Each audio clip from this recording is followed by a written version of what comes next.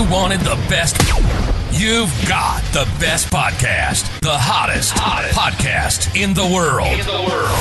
The Chris Voss Show, the preeminent podcast with guests so smart you may experience serious brain bleed. The CEOs, authors, thought leaders, visionaries, and motivators.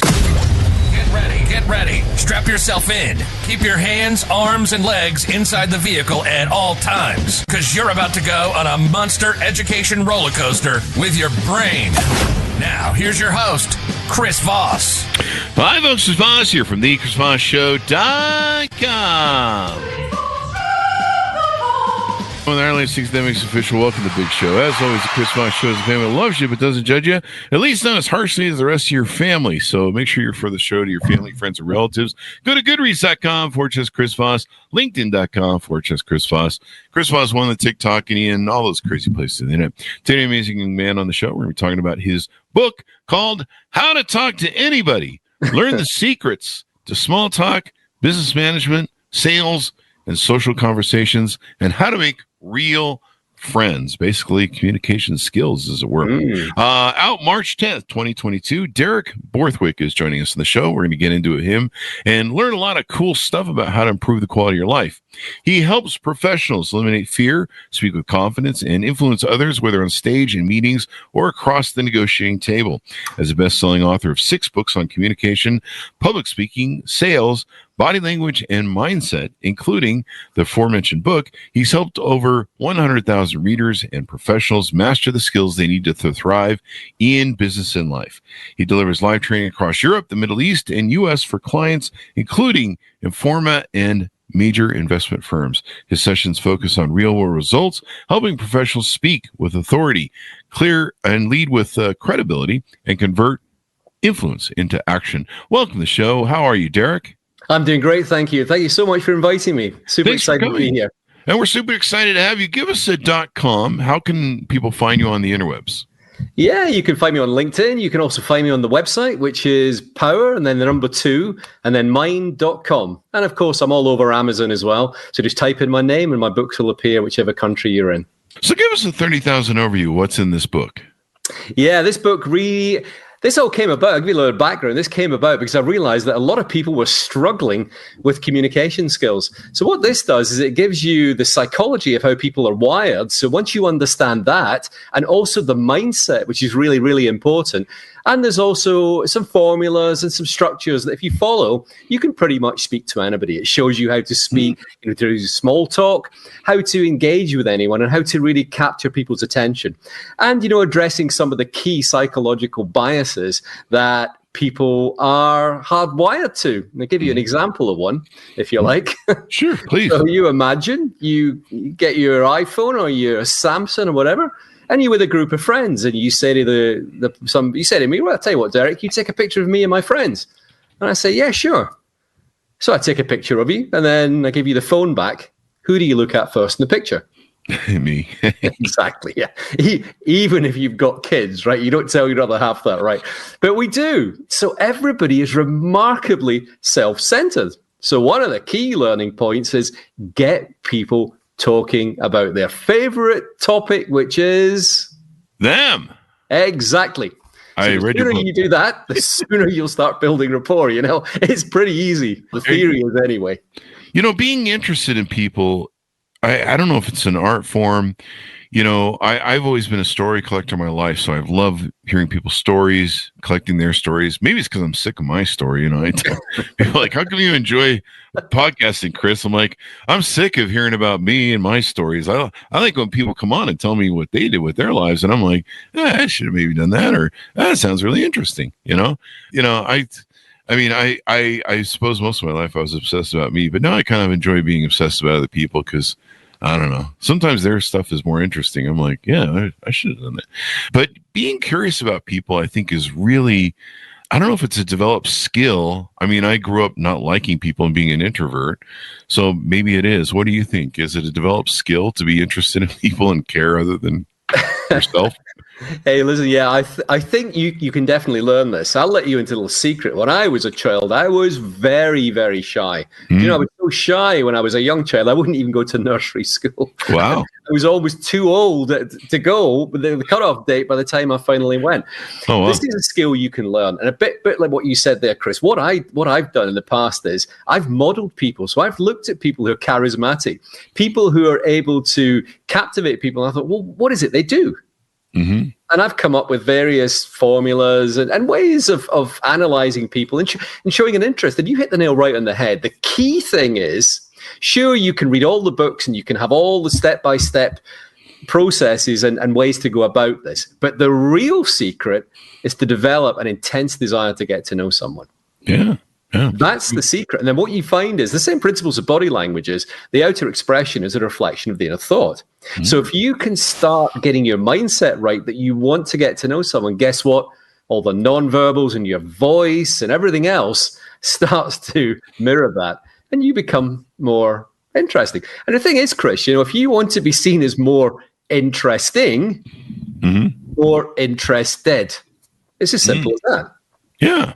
And you have to be sincere about it. You know, one of my favorite, I always forget his name, the great comic who passed away recently, but he would insult people on stage, kind of troll them on stage. And he would even say, be able to get away with stuff that most people would consider racist now. But he would do it in a way that would make people laugh, sometimes a little sharp, but he would also, you know, he would tell jokes about himself. And, but people would know, and he would talk about this. He goes, people know that it's a joke, that I'm having fun with them, that I care, that I still care. And it's not that I don't care or that I'm being hateful.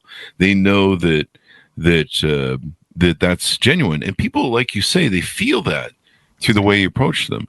You know, we do 3 shows a day, Monday through Thursday on the Chris Voss Show.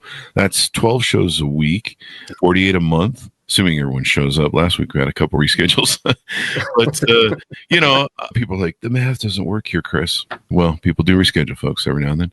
But so I make 12 new friends a week, 3 new friends a day.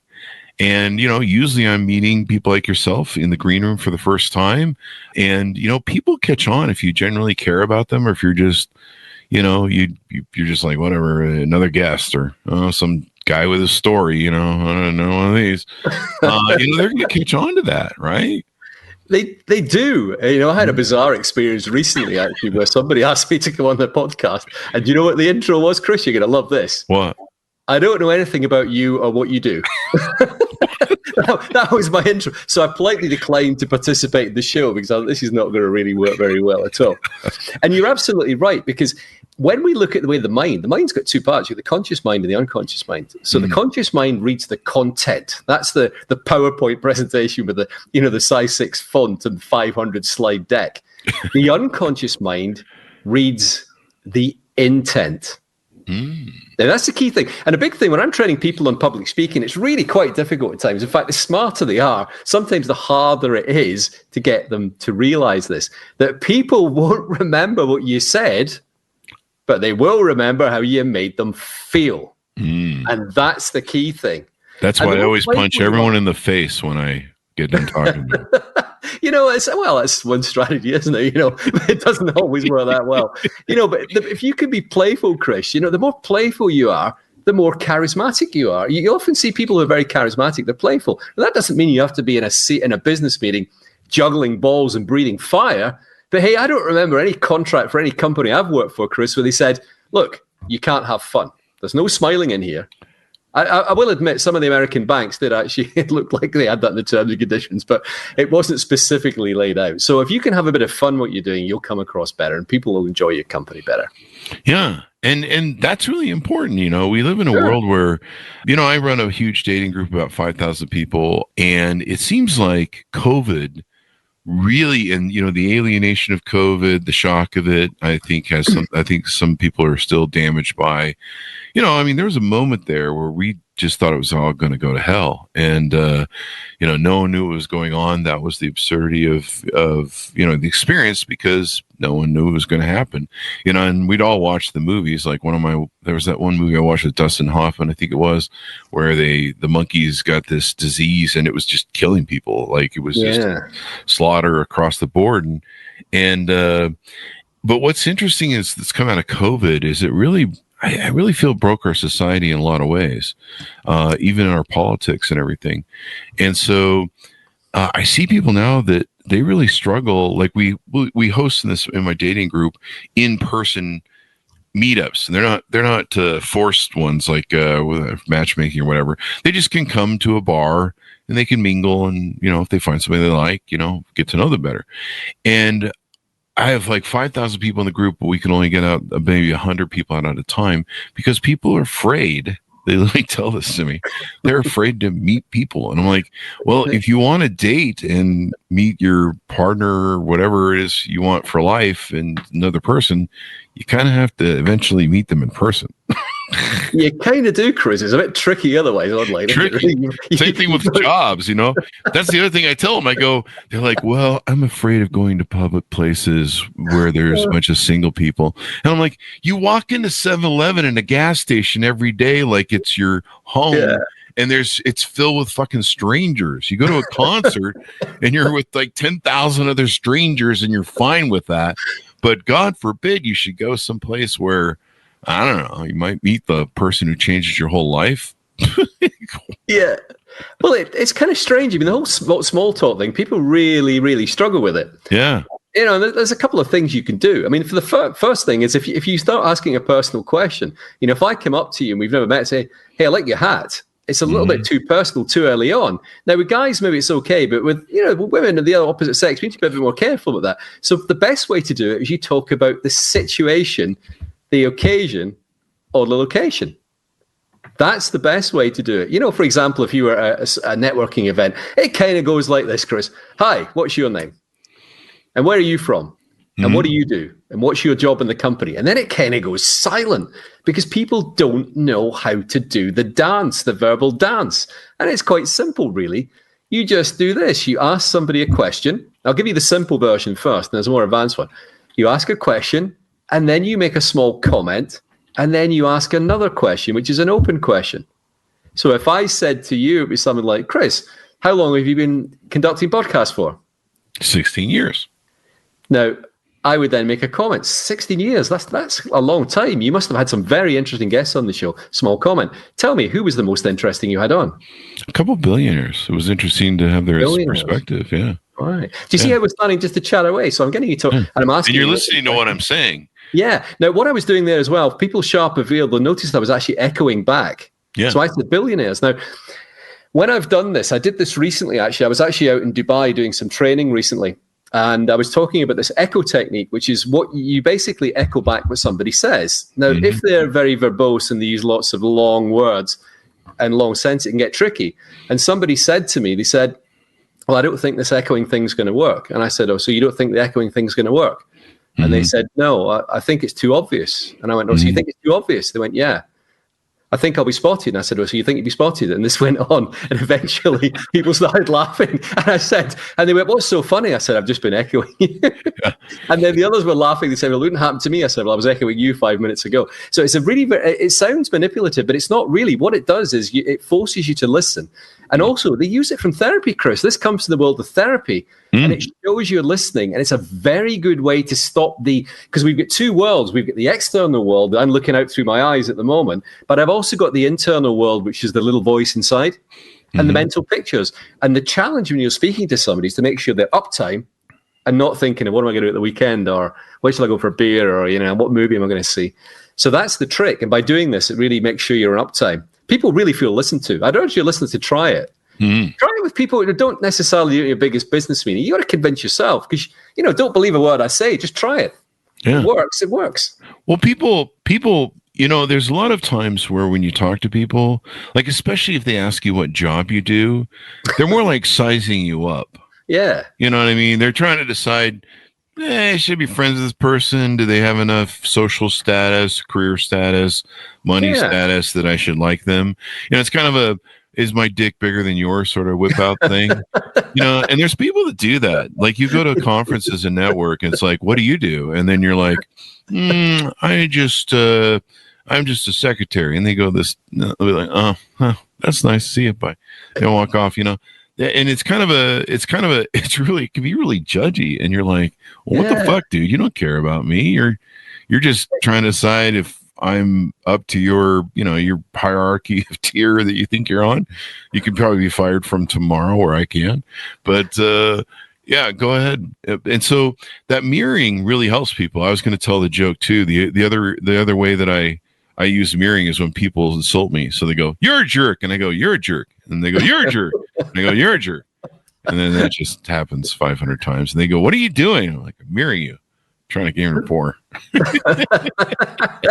Yeah, and that kind of works as well. Yeah, but there's something weird that goes on in conferences, Chris. Somewhere in there, someone gets punched in your face. Sorry, but when you go to conferences and there's something weird that happens. People start behaving really weird in business environments, right?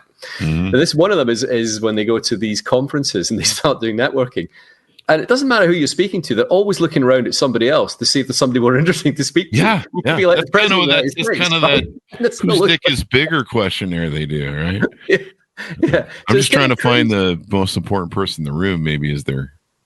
Yeah, and then I'll tell you another one in business that's really strange is and again trying to get this through to people when I'm training, because I do a lot of public speaking training, which combines all the books, all the material from all the different disciplines, and it's really quite difficult to get people away from facts and get them to tell stories. Could you imagine, Chris, if you and I went for a drink and I said, Chris, the average temperature in Los Angeles is so many degrees Fahrenheit? Really? Did you know the average rainfall in Paris is so many inches? Did you know the tallest mountain in Scotland is this? You'd be like, hey, Derek, what's wrong with you? What's in your sugar bowl? What's going on here, Yeah. We tell stories. So why do we start behaving weird when we're in business? It doesn't mean because you're in business, you've got to start relaying fact after fact after fact after fact and using it like an encyclopedia. You've got to start telling stories. That's how we communicate.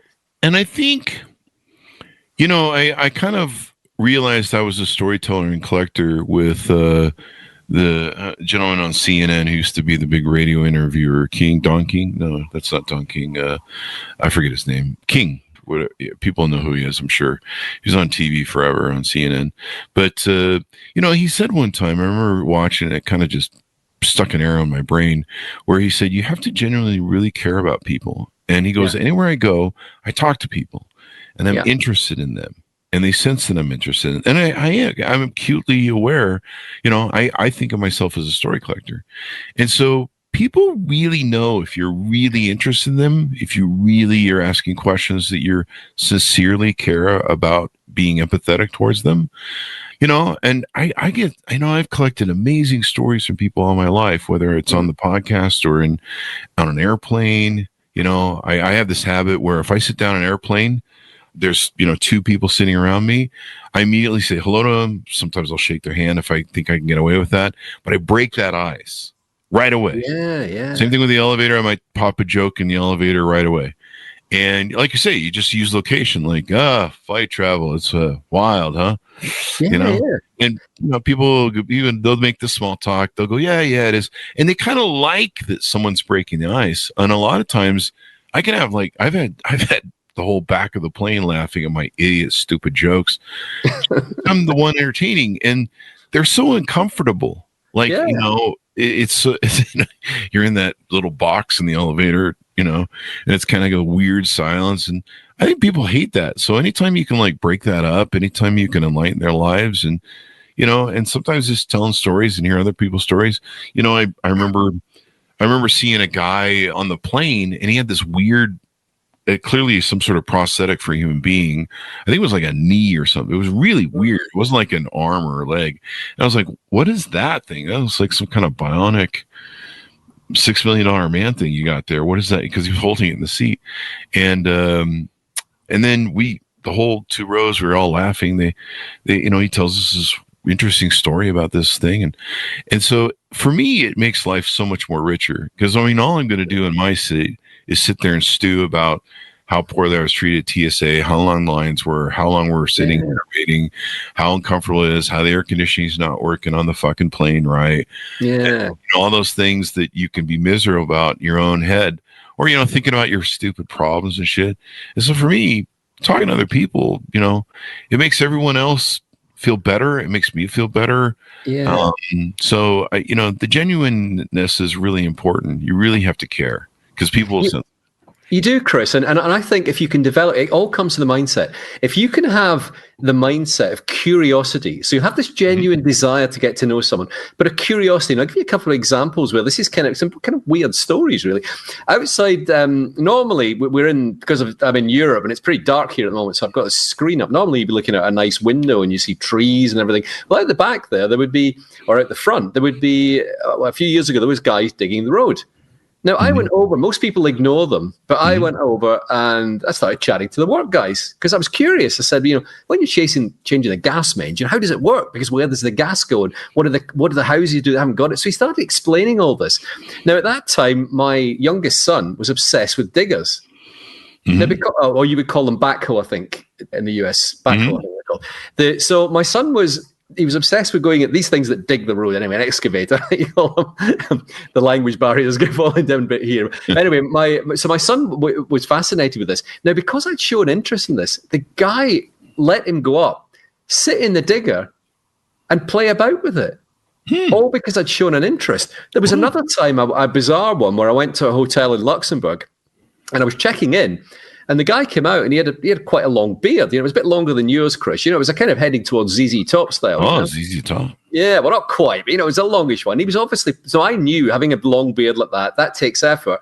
And he would be proud of it. So I just mentioned, I said, I'm curious, how long does it take to grow the beard? Blah, blah, blah. Before you knew it, he was out the back. He got his phone. He was showing me pictures of all his beard style. He then started showing me pictures of his family. He then upgraded me to a room and said, oh, and then he saw me the next day. He said, oh, I've just seen your website. You can come and do some training for us. And then when I was checking out, the guy went in and the normal checkout guy went out the way, and the manager came over and said, I'll deal with Mr. Borthwick. And I was given, upgraded and everything. It was fantastic just because I'd actually shown an interest in somebody else. Now, here's the key thing. If you can really find out what somebody's real passion is, and you ask them about that, you watch how quickly you build rapport. Now, I sometimes I call it fishing, Chris, for fun, right? So what I'll do is I'll find people who've got poor communication skills, and I'll say something like, I'm just writing a new book. And they'll go, all right. So I'll go, so I've been fishing. I'll get my rod out and I'll have another go. So I go, I think this one's going to be a really good seller. It'll be really popular.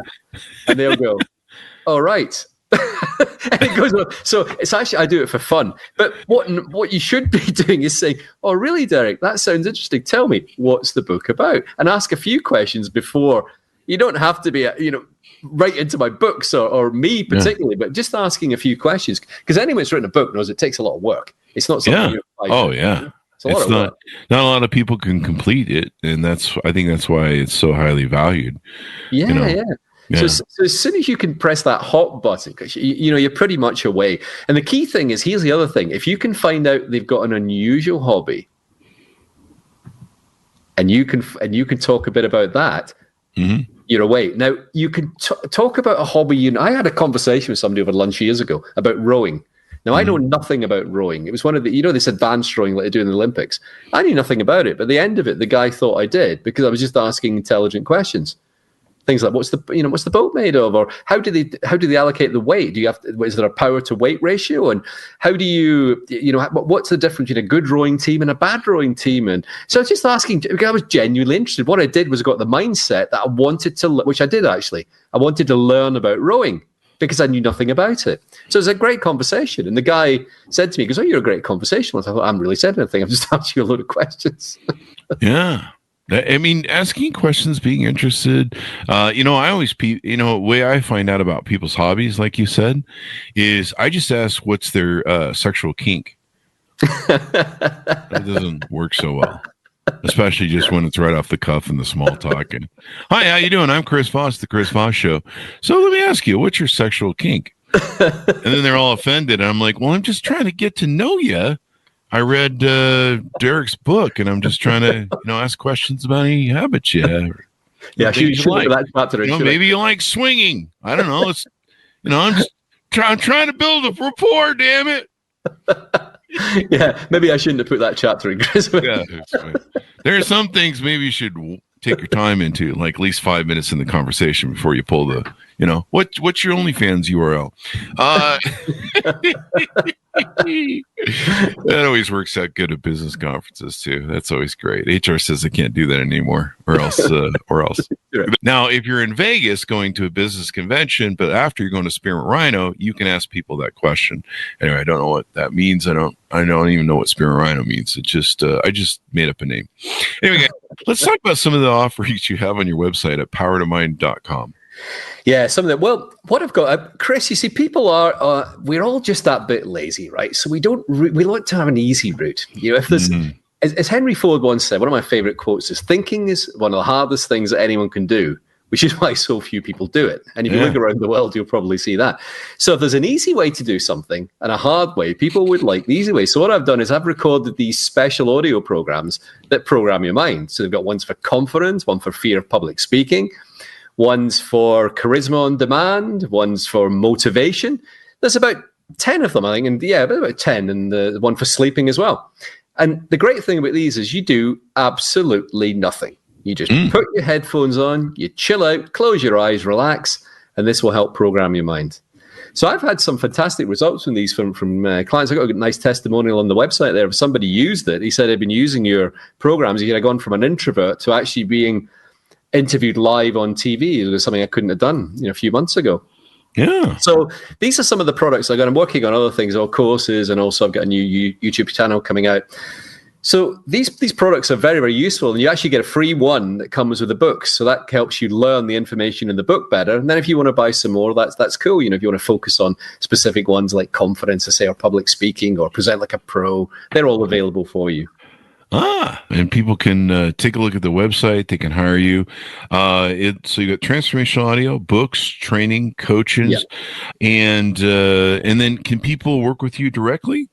Yeah, absolutely. I've just been doing actually one-to-one coaching this week with somebody out in Abu Dhabi who has a big presentation coming up. So I help execs do their pitches. I help them do town halls. I work with anybody really who wants to improve their presentation and communication skills. And there's a few knacks online as well, a few tricks you can do, because we're all on Zoom these days or Teams. So, there's a few things you can do to bring that alive. Because I'm sure your viewers will have heard this week. It's that sentence, Chris, that just kills any presentation. I'm just going to share my screen. And up comes the usual slide with size 6 font that's so confusing even Einstein can't understand it. The double axis chart, and they go on and on. These people are what I call PowerPoint hypnotists. There was a hypnotist I actually follow, and he came out with a great line. And he actually said, the problem is, it's not getting people into trance. It's getting them out of the trance they're in at the moment. And that's the issue. Now, when you have these PowerPoint presenters, they literally, it's like holidays. Imagine, Chris, have you been on holiday recently? No, they don't allow me out of the cage when I'm not on the podcast. When was the last holiday you were on? I kind of take weekend holidays all the time. I go on shooting jaunts, and where they're kind of holidays where I just go wander and shoot for a whole day. Do you take any pictures when you're there? Oh yeah, I'm a photographer, so I go out and I just shoot for a whole day. Okay, well, so imagine that we go around and I pop around your house and I say, where have you been, Chris? You say, I've been out shooting. I say, that sounds really interesting. Yeah, because if you popped around my house without shooting, it would set off the alarms. So you then show me, I say, have you got any pictures? So you get your phone out and you show me the first picture. I go, that's fabulous, Chris. Where's that? You tell me. Then you get the second one. And I go, that's great. And then we get to the third one. And then the fourth one. And then the fifth one. So you get where I'm going, holiday snaps. Now, if that's for somebody's holiday snaps, why do people think it's going to be any different when you're doing a PowerPoint presentation? You got to break it up. Yeah. Ideally, about every 6 minutes, you need to do something different. Yeah. That makes sense. Yeah. So you help them do these presentations and know how to do stuff. Yeah, I can see how that can be. The PowerPoint stuff can be a little, and half the time it gets lost too if they struggle with the technology or the technology's not working right. Like how come the button's not working? That sort of gear, and if you would, and so yeah, that's kind of crazy how that whole thing can work. Well, it's far better if you can do it without slides. I mean, because I'm old enough to have done it before we had all these technology. But it's a kind of strange thing, Chris. As soon as you say to somebody, I'd like you to do a presentation, you can see fire tracks running out the room as they scurry off to get PowerPoint done. People are going to remember, PowerPoint is not the presentation. I'll say that again. PowerPoint is not the presentation. It is an aid to the presentation. You are the presentation.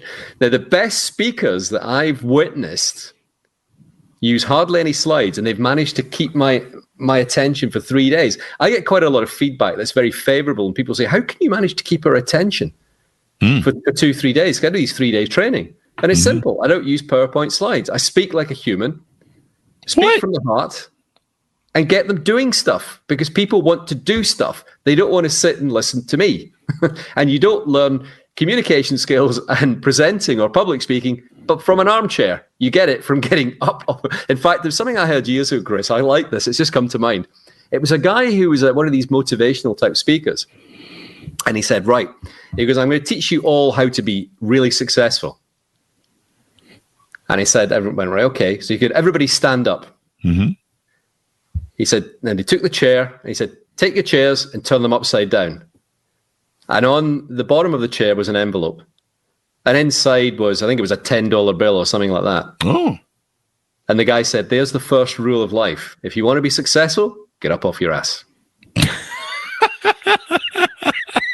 So the same with public speaking and presenting. You don't learn it from an armchair. Sure, my audio is going to help you with a mind state, but you've still got to do some of the exercises. And that's what I do when I'm training. You have to do the work. I mean, I can't just buy the book and not read it and expect to learn by osmosis, just being near it. That's what. Well, the thing is, some people actually do, but all the materials in the book. So what some people do, the diligent ones, are they highlight it. I get emails all the time saying it was great, they enjoyed it, it's really helped them transform. They'll highlight bits and then they'll practice a bit. What a lot of people do is they read the whole book quickly and expect then to be this brilliant presenter. All the techniques are in there, but what to do is take one at a time, practice it, and then get better.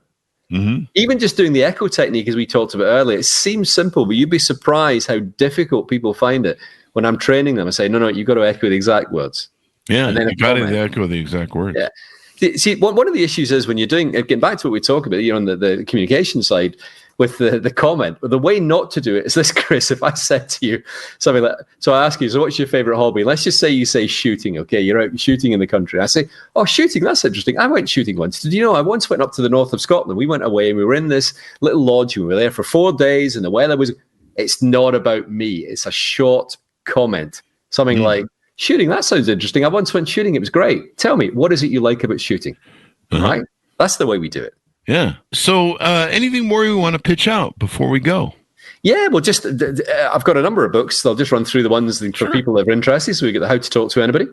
We've got the public speaking one, How to Speak Effectively Without Fear. Mm-hmm. There's the sales book, which is actually got some neat mind stuff in that, some really good stories in that, Inside the Mind of Sales. That was the first one. Mm-hmm. There's a mindset book, How to Eliminate Negative Thinking. Mm-hmm. There's a body language book, How to Read Anybody. A negotiation book, The Art of Negotiation, How to Master Getting to Yes. And public speaking, How to Speak Effectively Without Fear. So those are the 6 ones. And they sell very well all over the world. Yeah, you're doing excellent with them. Any future books maybe you're working on or projects you're planning you want to tease out? Yeah, at the moment I'm having a little pause in the writing. I've got a couple of topics in mind, Chris, but the main thing for me to work on is I'm looking at doing a mastermind group.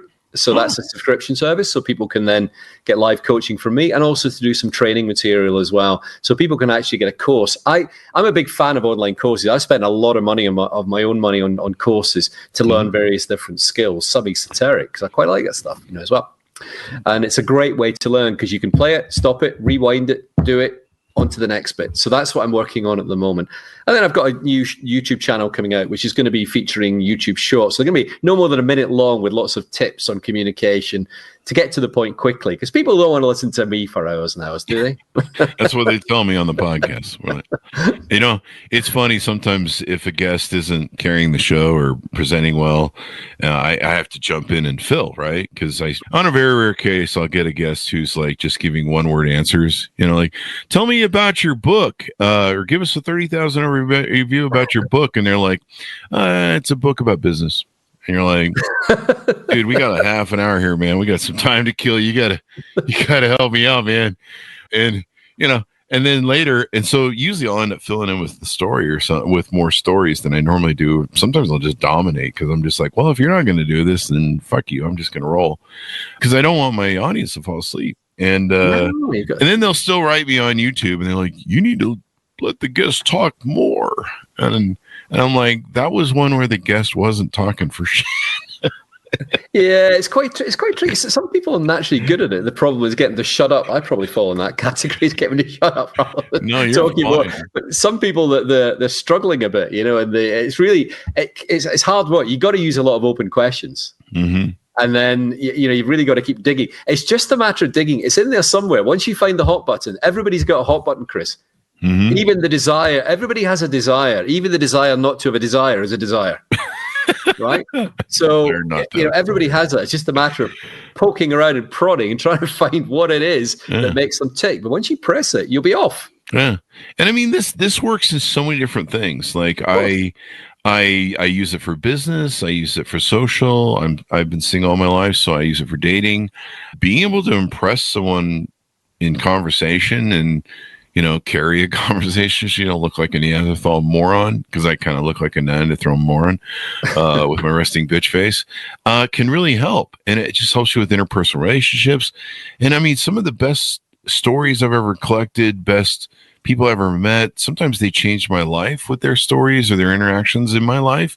From me just being opening them up to their stories, and then later finding out that this sounds like a person I'd love to have a good friendship with. You know, it's changed my life in so many ways. And like I say, with you, I was the same way. I was an introvert. I was a people watcher. You couldn't get me to talk to anybody.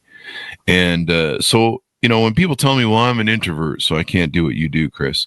Like, no, you can. You just have to train yourself. So you can, and there's actually somebody that I went on a course with, and it was quite a strange thing that happened, Chris, because the guy was hugely charismatic on stage, and he had this presence, and he could hold your attention for 2-3 days. But yet, when you met him in the evening, you looked at him and thought, "Is this the same guy?" It's almost like I thought, "Have you got a doppelganger? Have you swapped? Is this your twin brother?"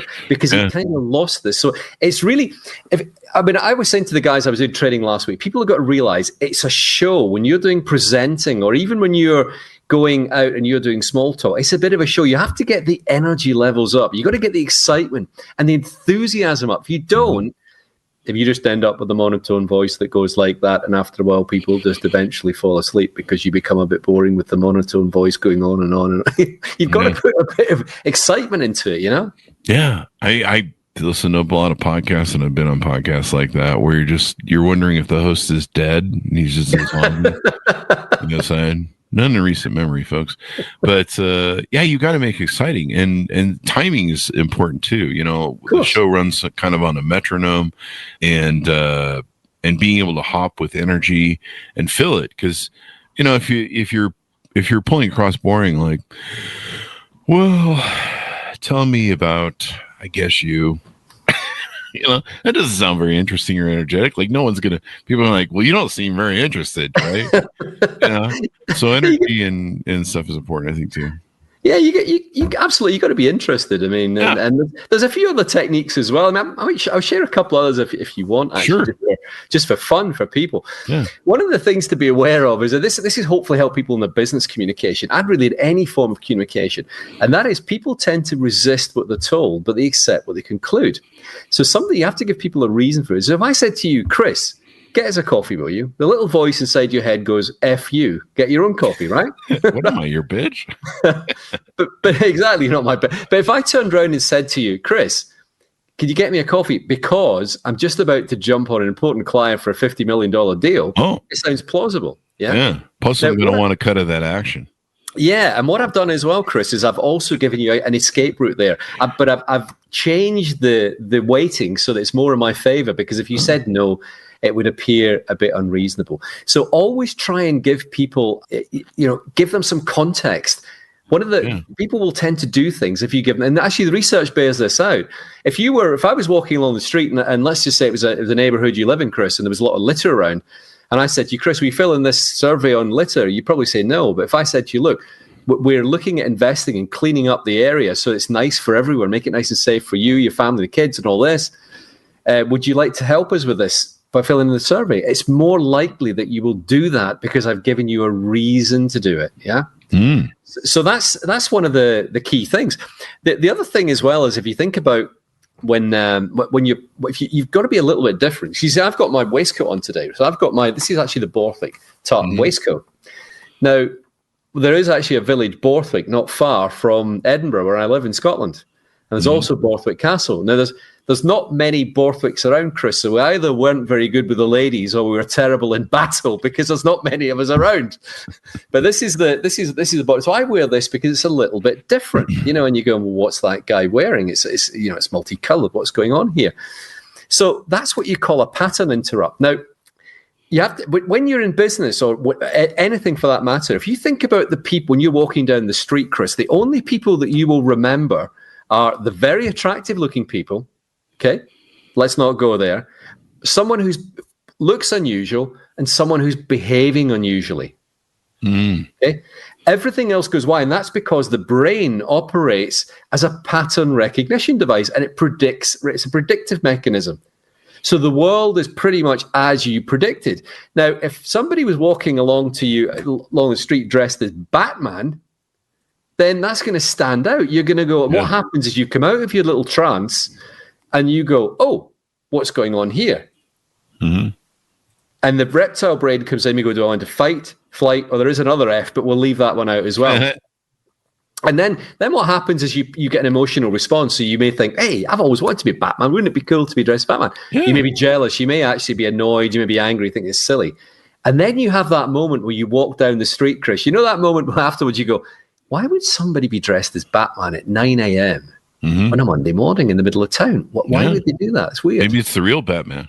Well, it could be, you never know. You never know. It would be good if it was, wouldn't it? So this is an example of how you want to be a little bit different.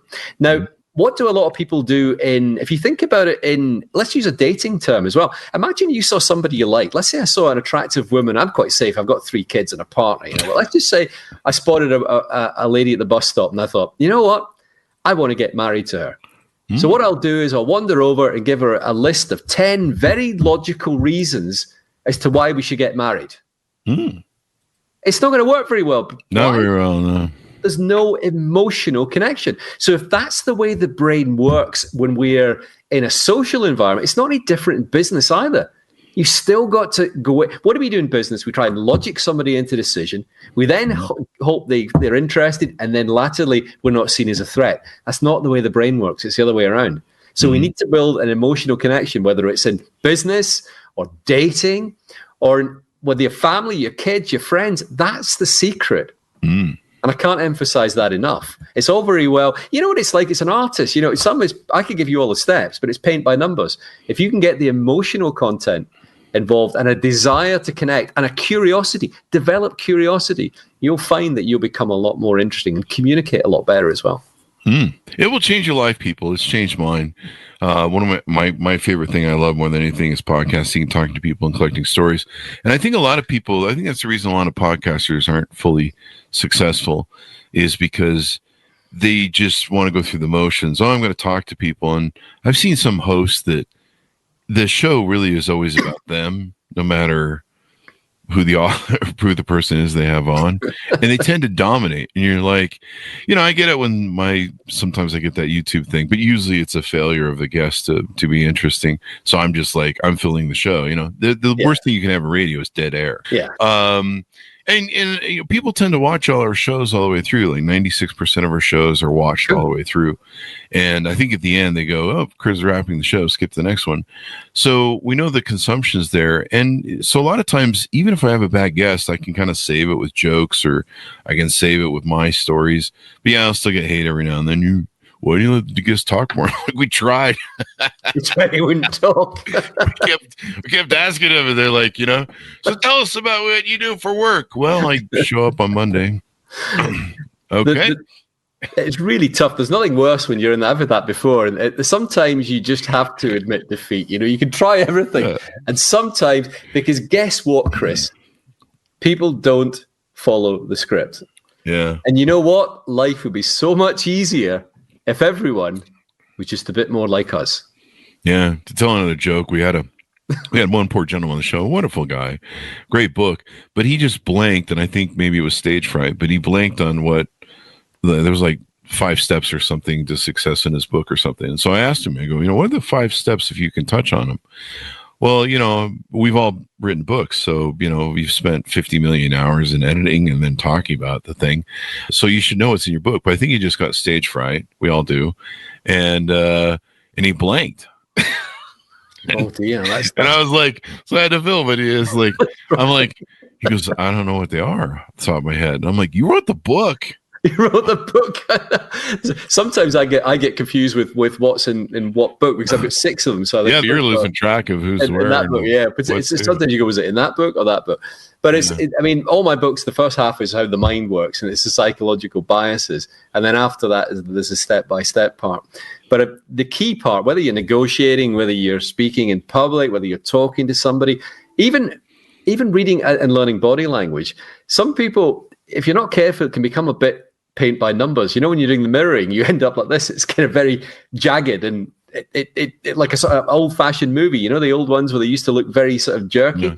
So you want to try and flow with it. You'll actually find that if you have rapport with somebody, you will actually mirror them naturally. Your body language will mirror.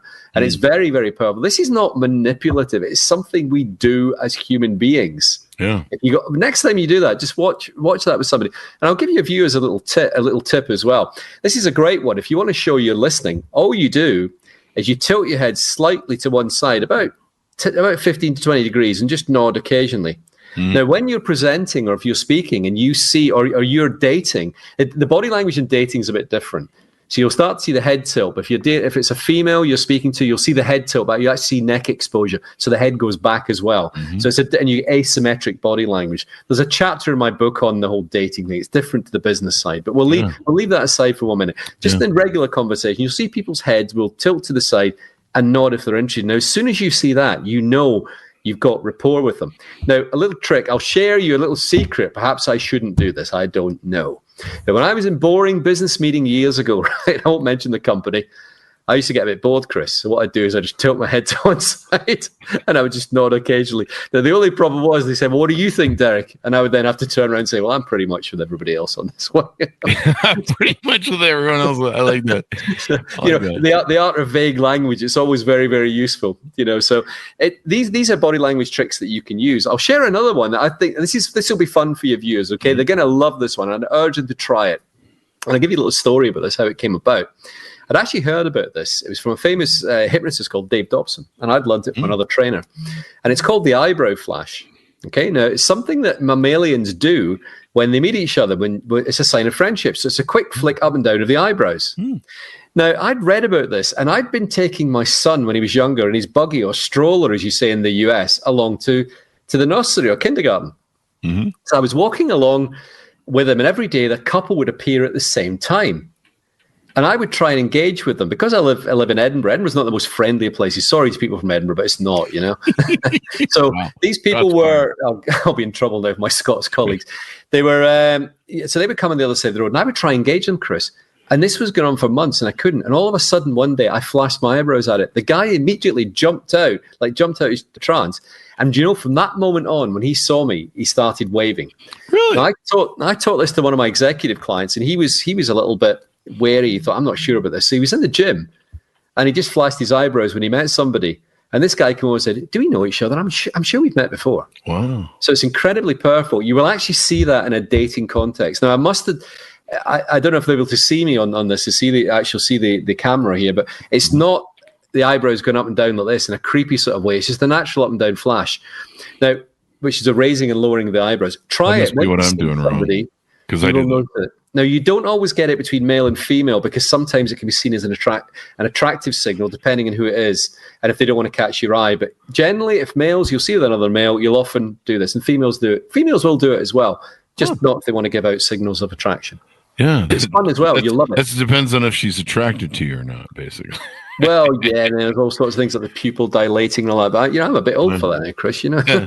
See, people usually when I'm on dates, I get that head turning thing, but usually it's like a nod off and a yawn.